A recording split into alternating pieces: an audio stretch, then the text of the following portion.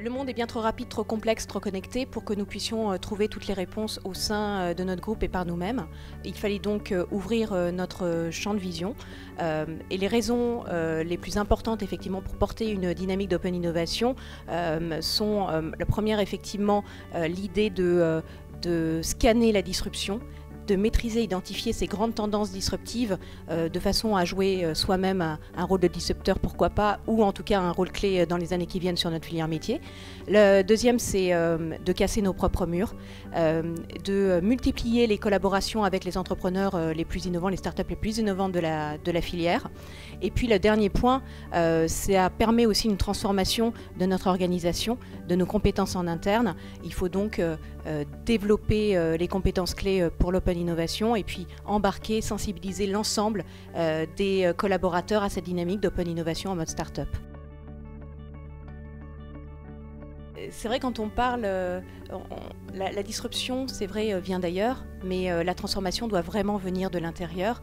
Il est donc important de travailler sur l'ensemble de l'organisation. Donc on l'a dit, sensibiliser les collaborateurs à une dynamique d'open innovation, mais aussi travailler sur le management, puisque l'open innovation, c'est avant tout une transformation managériale avant d'être une transformation digitale.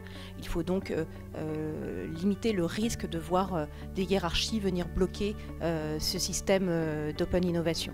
Il faut aussi évidemment développer les compétences clés pour du travail en mode réseau et faire une réallocation effectivement de ces compétences.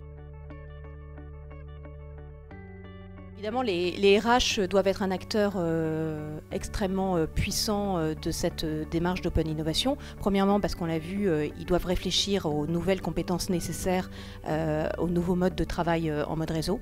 Ils doivent travailler donc à la réallocation des ressources. Et puis, ils doivent aussi faire en sorte de constituer un écosystème dynamique qui puisse, et durable, qui puisse encourager cette dynamique de collaboration. Et puis, on le sait, ça va questionner l'open innovation, va questionner aussi l'organisation interne. Il va falloir libérer du temps, il va falloir permettre aux collaborateurs de travailler hors des murs de l'entreprise, il va falloir casser les silos entre les différents départements.